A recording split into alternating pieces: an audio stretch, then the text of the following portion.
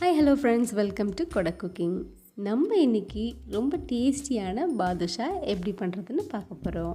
இது இந்த தீபாவளிக்கு கண்டிப்பாக செஞ்சு கொடுங்க. வீட்டில் இருக்கவங்க கேட்டு வாங்கி சாப்பிடுவாங்க. அப்படியே நம்ம பேக்கரியில் வாங்குறது போல் ஈஸியாக பர்ஃபெக்டாக வீட்லேயே செஞ்சிடலாம், குறைவான இன்க்ரீடியன்ட் வச்சு. வீடியோக்குள்ளே போகிறதுக்கு முன்னாடி நம்ம Kodak குக்கிங் சேனலை மறக்காமல் சப்ஸ்கிரைப் பண்ணிடுங்க. பெல் பட்டனும் அழுத்திடுங்க. அப்போ தான் நான் போடுற போஸ்ட் உங்களுக்கு வந்து சேரும்.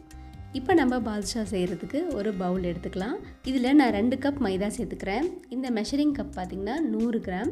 ஸோ நான் 2 கப் அப்படிங்கும்போது 200 கிராம் நான் மைதா சேர்த்துருக்கேன். உங்கள் வீட்டில் இருக்க டீ டம்ளரில் கூட இந்த மெஷர்மெண்ட் பண்ணிக்கலாம், கரெக்டாக வரும். இது கூட நான் 1/4 ஸ்பூன் பேக்கிங் சோடா சேர்க்குறேன். அது கூடவே கொஞ்சமாக உப்பு சேர்த்துக்கிறேன். உப்பு ஒரு 1/4 ஸ்பூன் இருந்தால் போதும். ரெண்டுமே நல்லா கை வச்சு நல்லா கலந்து விடுங்க. இப்போ நம்ம ஒரு முறை இதை நம்ம ஜலிச்சு எடுத்துக்கலாம். நம்ம ஜலிச்சு எடுக்கும்போது நல்லா ஃபைன் பவுடராக நம்மளுக்கு கிடைக்கும். இப்படி நம்ம ஜலிச்சு எடுக்கும்போது நம்ம போட்டிருக்க பேக்கிங் சோடா, உப்பு ரெண்டுமே நல்லா கலந்து வரும். அதுக்காக தான் நம்ம இப்படி ஜலிச்சு எடுத்துக்கிறோம்.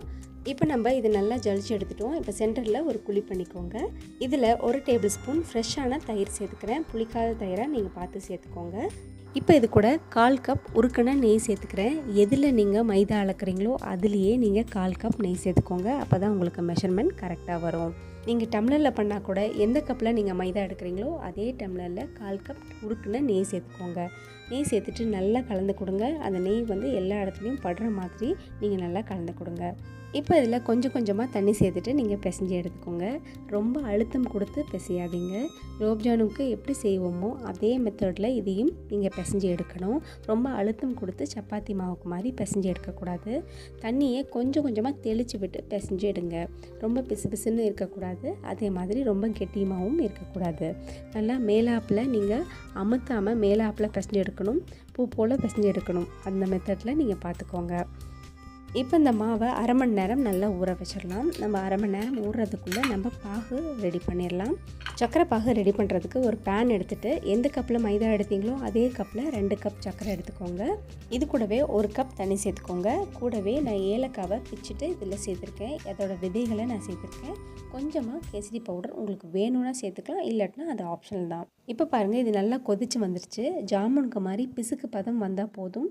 நம்ம 1 ஸ்ட்ரிங் 2 ஸ்ட்ரிங்லாம் வரக்கூடாது, பிசுக்கு பதம் இருந்தால் போதும். இப்போ மாவு பாருங்கள் நல்லா ஊறிடுச்சு. நம்ம சிரப்பை ஆஃப் பண்ணிவிட்டு இந்த மாவை கொஞ்சம் கொஞ்சமாக இழுத்து விட்டு பிசைஞ்சு விடணும்.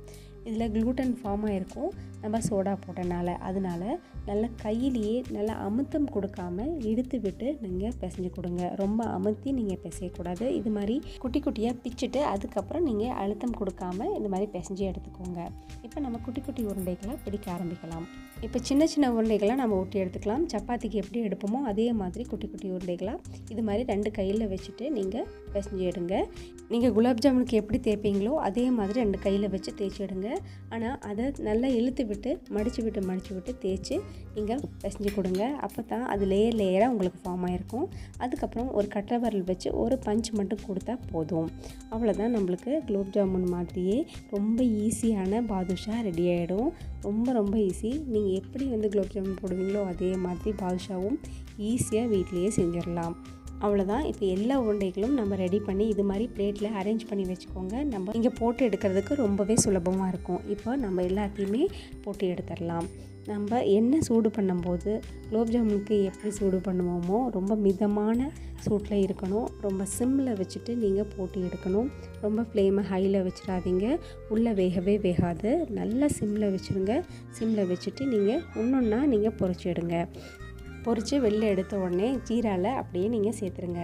ஜீரா வந்துட்டு லைட்டாக வெதுவெதுப்பான சூட்டில் இருக்கணும், ரொம்ப ஆறி போயிடக்கூடாது. இன்கேஸ் ஜீரா ஆறிடுச்சு அப்படின்னா லைட்டாக சூடு பண்ணுங்கள். அப்படி ஜீரா வந்துட்டு ரொம்ப திரித்திரியாக இருந்தது அப்படின்னா கொஞ்சமாக லெமன் ஜூஸ் கூட நீங்கள் பிழிஞ்சு விடலாம். அது நல்லா திருப்பியும் பாகு கன்சிஸ்டன்சியில் வந்துடும். இந்த தீபாவளிக்கு இந்த பாதுஷாவை நீங்கள் கண்டிப்பாக ட்ரை பண்ணி பாருங்கள். செம ஜூஸியாக இருக்கும், வாயில் போட்டதும் கரைஞ்சிரும். இது செய்கிறது ரொம்ப சுலபம். நீங்கள் வீட்லேயே ட்ரை பண்ணி பார்க்கலாம். ஒரு முறை இதை செஞ்சு கொடுத்துட்டீங்க அப்படின்னா குட்டீஸ் திரும்ப செஞ்சு கூட சொல்லி கேட்பாங்க. பேக்கரியில் கிடைக்கிற மாதிரி அதே ஜூஸியான கன்சிஸ்டன்சியில் நம்ம வீட்டில் செஞ்சுருக்கோம். பேக்கரிகளில் வனஸ்பதி போடுவாங்க, அது ஆரோக்கியம் இல்லை. நம்ம நெய் யூஸ் பண்ணி இதை செஞ்சுருக்கோம். ரொம்ப சாஃப்டாகவும் இருக்கும். உங்களுக்கு பிக்கும் போதே பார்த்தா உங்களுக்கு தெரியும் எவ்வளோ ஜூஸியாகவும் இருக்குது, உள்ளே எப்படி சாஃப்டாகவும் இருக்குதுன்னு நீங்கள் பார்த்துருப்பீங்க. இந்த தீபாவளிக்கு இந்த பாதுஷா ட்ரை பண்ணி பார்த்துட்டு நம்ம சேனலுக்கு மறக்காமல் சப்ஸ்கிரைப் பண்ணிடுங்க, லைக் பண்ணுங்கள், ஷேர் பண்ணுங்கள். உங்கள் ஃப்ரெண்ட்ஸ் அண்ட் ஃபேமிலிக்கும் கண்டிப்பாக ஷேர் பண்ணி விடுங்க. தேங்க்ஸ் ஃபார் வாட்சிங். பாய்.